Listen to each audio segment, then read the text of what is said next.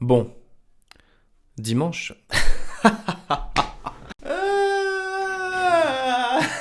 Plus sérieusement, Mitchell out. On pourrait faire simple, hein, dire ouais, faut virer Clément. Constatons un peu le bilan de février. Là. C'est une catastrophe, qu'on soit d'accord. Lorient, Bordeaux, et maintenant Reims, avec son équipe 3, Reims C. La route ne nous réussit pas, visiblement. Un accident, je sais pas, en tout cas, on a pris un bus dans la gueule. Un bus pris bien violemment dans la gueule. C'est donc ça la vie, oui. Prendre des bus le dimanche à 13h, voilà. C'est donc ça la vie. Pourquoi on perd contre Reims à la dernière minute? Qu'est-ce que c'est que ce bordel? Dis-moi pourquoi? Pourquoi? Contre Reims, bon. Oscar Garcia, le frère de José, était comme... Vous avez vu quand ils ont gagné? C'était... Avec son triple menton, le frérot, là. Bordel, le cousin de Pierre Ménès, bordel. Incroyable, fait chier. Je ris jaune depuis tout à l'heure. Pourquoi? J'ai rien fait pour demander ça, moi. Hein. Sticker Radio Diagonale. Qu'est-ce qu'on a fait pour mériter ça, mec? Qu'est-ce qui se passe, putain? Ils nous ont rincés avec leur bus de merde, là. Bonjour les enfants, c'est la Ligue 1. J'espère qu'on fera un voyage tranquille. T'inquiète pas, on se fait bien chier en Ligue 1. Tu roules dans la ville, tu te sens au paradis. Oui bon, le bus, blablabla, ça change pas, on connaît, c'est la Ligue 1. Hein. Y a plus d'excuses au final, le bus ça va 2 secondes. Hein. Ça fait 2 ans qu'on prend les bus, voilà, bon, d'accord. Le Real Madrid, il joue en bus, c'est pareil, tout le monde. Hein. Et là, je pense surtout à notre prestation. Et là, l'heure est grave. Évidemment, nous n'avions pas Aurélien Tchouaméni. Ce qui est un fait aujourd'hui, c'est que sans lui... Nous sommes des incapables. Il n'y avait pas Caio Henrique non plus. Il n'y avait pas la finition.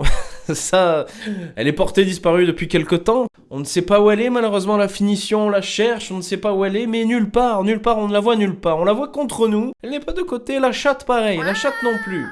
La chatte, on l'a au tirage au sort, comme ça, d'Europa, tout ça. Hop. Parlons surtout de certains aspects plus profonds du club.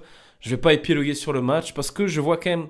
un gros symbole derrière cette défaite. Au-delà du fait qu'on perde à domicile contre une équipe C totalement du coup décimée, une équipe dans le mal, et qu'on n'avait pas perdu depuis septembre quasiment à domicile. Et pour le coup, voilà, Mitchell, Petrov, Clément, ça doit dégager cet été. On doit reconstruire, faire un gros mercato, visiblement. Sachant que, évidemment, je tiens à m'expliquer, Petrov et Clément, c'est beaucoup plus du dommage collatéral. Philippe Clément, déjà, à part Vanderson, il a les mêmes joueurs que Kovac, qu'on soit d'accord. Et il a apporté quelques trucs, oui, peut-être, mais bon, je veux dire, au bout d'un moment, je préfère un nul à une défaite, je préfère des victoires à des nuls. En ce moment, ça peut pas aller. On va voir ce qui va se passer en Europa League, hein. Mais j'ai très peur. Je suis pas du tout confiant. Dur de faire des miracles, vous me direz. En 2 mois comme ça, mais il y a des changements. Là, par exemple, aujourd'hui, tu peux pas te permettre de sortir volant trop tard alors que il est pas bon. La composition même de base, elle était honteuse. Je la trouvais pas bonne. Je trouvais ça une honte d'avoir un banc tel qu'on a. Est-ce que vous avez vu le banc de notre équipe? Même à Reims, il y avait plus de joueurs à Reims. C'est impensable pour Monaco de jouer à ce niveau-là, d'avoir un banc aussi faible, aussi fragile. Regardez-moi ce banc quand même. Sans Tchouaméni et Caio, en plus, on ne sait rien faire. Exception, évidemment, Wissam Ben Yedder, le sauveur. De temps à autre, donc bon, très compliqué pour Clément, mais désolé, ça dégage. Petrov, il y connaît rien. Allez, ça dégage aussi. À part ça, bon, ça me donne surtout l'impression qu'il se fait manipuler par Paul Mitchell, ce gros cochon là, le porc anglais dégueulasse là. Et lui, il faut le chasser, absolument. Mitchell out, très simplement. Il avait osé s'essuyer sur Niko Kovac. Rien que ça. Félicien Laborde après. Rezo, cette semaine même. Les mouvements en interne qu'il y a, ça montre qu'il y a vraiment un problème au niveau de la stabilité et c'est pas possible d'avoir ça. C'est pas possible d'avoir un club bien et sain si il y a autant de mouvements comme ça. Et tout cela à cause de cet enfoiré de Mitchell. Il n'atteint pas son objectif, il est obligé du coup de mettre la faute sur les autres. C'est grave. C'est grave, faut qu'il dégage. En plus de ça, sachant qu'il prend des commissions de malade et tout ça, je veux même pas savoir ce qui se passe à ce niveau-là financier. C'est pas moi, hein, c'est pas moi le financier, donc bon, j'en ai rien à péter. Voilà, je me réfère à beaucoup de ce qui a été dit, que ce soit Romain Molina, des journalistes, comme des gens proches du club, comme Gol06, qu'on connaît sur Twitter. Dégage, loin de l'AS Monaco. Paul Mitchell, on ne te veut pas, on veut que tu dégages, très simplement. Je voulais quand même parler un peu de la petite lumière malgré tout. Wissam Ben Yedder dans ce match. Mon Nobel aussi a fait un bon match, hein, attention, bien joué Bien joué Nobel, qui il fut un temps, j'ai cru que ces parades nous sauveraient, et malheureusement, tu peux avoir un très bon gardien, et malheureusement, quand tu as une équipe éclatée, eh ben, ça ne fait pas le taf. C'est malheureux, hein, quand tu penses que l'an dernier, c'était notre gardien, notre point faible, et là, cette année, c'est l'équipe en général. Tristesse. Donc bon, merci Wissam Ben Yedder, qui, en marquant, rentre dans un palmarès de buteurs incroyable, parmi Griezmann, Trezeguet, je sais plus si c'est genre 15 buts par an pendant 4 années consécutives, quelque chose comme ça, dans le top européen. Donc bravo. Et surtout, j'insiste sur ça parce que ce but permet à Monaco d'inscrire le 3500e but de son histoire dans l'élite. 4e club à l'atteindre après Marseille, Saint-Étienne et Bordeaux.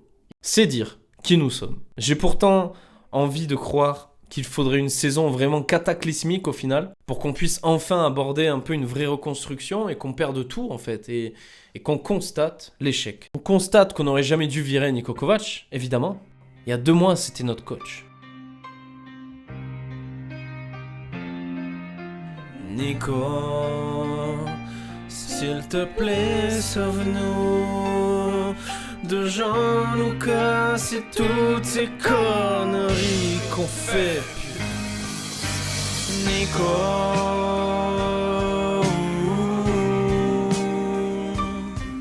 s'il te plaît, reviens là. J'en ai marre du crâne chauve de Clément. Reviens là avec tes liasses. C'est vrai que tu dois avoir pas mal d'argent. Reviens nous aider, Nico. J'aime ce club, tu aimes ce club. J'aime l'AS Monaco, tu aimes l'AS Monaco. Ce sera compliqué d'accéder à l'Europa League l'an prochain. C'est clair que là, on a signé notre arrêt de mort pour ça. Ça, c'est clair, on ne dépend plus de nous. On va perdre Tchouaméni et Ben Yedder, parce que justement, on ne sera sans doute pas en Europe. Et au final, vous savez quoi, avec du recul, je me dis qu'il mérite sans doute un meilleur club que le nôtre, actuellement. Donc, profitons de les voir évoluer sous nos couleurs. Et espérons un sursaut d'orgueil. Et le sursaut d'orgueil, mes chers amis, ça doit se passer dès mercredi. Et ça va être très dur, sachez-le. À quoi s'attendre après ces déroutes successives? Croyons en eux. Je crois surtout en nos quelques joueurs extraordinaires qui savent se démarquer, comme Tchouaméni, Ben Yedder, Diop, qui nous restent sur le terrain. À mercredi soir, pour le live match Monaco-Nantes, et une demi-finale à gagner. Oui, on va vivre ce match ensemble sur cette chaîne. #Mitchell out. Passez une bonne semaine.